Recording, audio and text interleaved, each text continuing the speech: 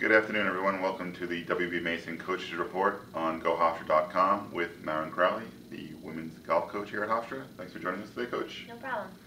Let's get right into it. Last weekend, early this week, I should say, at the Spider Invitational down in Richmond. 5th place finish for the team. Another good showing. Your thoughts overall? It was a great showing. We were 3rd place after the first day, which was 36 holes, and literally strokes separating us and the other teams. A little bit of a letdown on the 2nd day. I think it just got tiring for the girls. 54 holes is a lot, and wasn't as strong. We were 10 strokes higher than the previous round, but to compete with those teams was huge. I know going into it you were a little concerned about the grueling, the 36 hole on Monday. So, your team though did handle the 36 holes well. Mm-hmm. So especially Lauren Petty, another strong day, came out of that in the top 5 with a couple of strokes off the lead. So, what did you see from her after that first 2 rounds? Well, she and I have had talks about it, and I think that sometimes she focuses on a number that she is trying to hit, and unfortunately in golf you can't do that. It's just one of those things where you have to go out and play, and that's why I think they perform so well the 36 holes. Although it is tiring, literally they don't stop. They just keep playing. They grab a little bite to eat and then they go right back out there. So they're not focused on what that magical number is, if you will. And when you're for 2 weeks in a row, Lauren was, she could have been the medalist for the tournament, and unfortunately it just didn't work out. But she is playing very, very well, and if it weren't for her, the team wouldn't have been in the position that it was after that first day. Now that first day, 2 scores, a 308 and a 301. Both of them school records for team round. 3 records set this year already. 310 at Bucknell. You topped out with the 308 in the first round, and then you go out and better it by 9 strokes in the second round. So your team's playing well. You must be proud of the effort. Oh, absolutely. We've always said that we want to hit 300 or better, and to be 1 stroke away after the girls finished, like, I wish I'd made that 2-foot putt. They were thinking about all of those strokes that could have broken that 300, but it's a huge feat, and I'm very, very proud of them. Now, on our last show, we talked about Mariel Curran, who had a good last round at our last tournament. This week comes in consistent all the way through, 76, 76, 76. A 7th place finish for her. You said she was working on her putting. What did you see from her this week?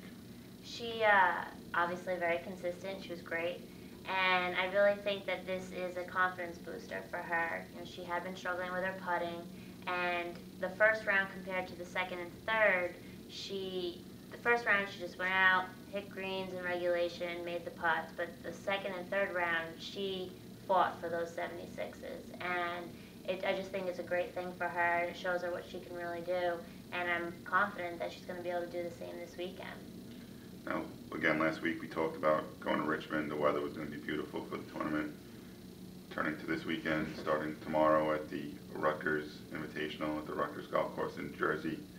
Forecast not looking as promising. Yeah. Can you talk about Northeast golf? You go from going highs to lows. You're going from 70s, probably high 70s last week. Yeah. To now it's going to be in the 60s and some rain tomorrow. How do you get the team prepared for the rigors of the weather? Well, obviously it is tough to be motivated going into it, knowing that there's thunder and lightning. They went from wearing shorts and short sleeve shirts to now. I already texted them all this morning saying, make sure you pack your umbrellas, pack your rain gear. They would bring, 4 or 5 pairs of socks. So it is one of those things that's tough to battle. What I think is going to be the most difficult thing for them, though, is if we do have a rain delay. It's hard to keep the momentum going if you're stopping and going with the thunder and lightning, but hopefully we'll get it all in tomorrow, and then we'll be able to, because it's a shotgun the following day on Saturday. So that's another thing that you have to deal with. Is it's tough for the coach, Maura Ballard, for her to figure out what she's going to do if not everyone finishes. So it's just a stressful thing that you want to try to avoid, and hopefully the girls just stay dry. Now, what's the lineup going into this tournament? Well, my new strategy is a lot of my players, you would think, because they're such strong players that they'd want to play the number one seed. But being in that position obviously comes with a lot of pressure. So my strategy this week is I'm going to have Jenna Masnick at number 1. 2 will be Mariel Curran. 3 will be Lauren Petty. 4 will be Erica Barnes. And then 5 will be Cynthia Chang.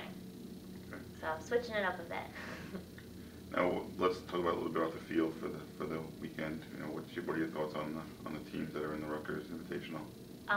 Well, last week was definitely challenging. A lot of good schools there, Southern schools. Same thing this weekend. We're going to be matching up with a lot of the teams that we've already played with, Hartford, Fairfield, Central Connecticut, but also Delaware, which is a new CAA team. They're going to be there. St. John's, so we'll have a rematch with them this weekend. Boston College. Rutgers is obviously a very, very strong team. So it's pretty cool that we're going to be in the hunt again, and hopefully if we could come in the top 5 or better in this one, it would be a huge, huge big deal. All right, well, best of luck to your Thank team you. this weekend, and thanks for joining us. Thank you. You've been watching the WB Mason Coaches Report on GoHofstra.com. Thank you.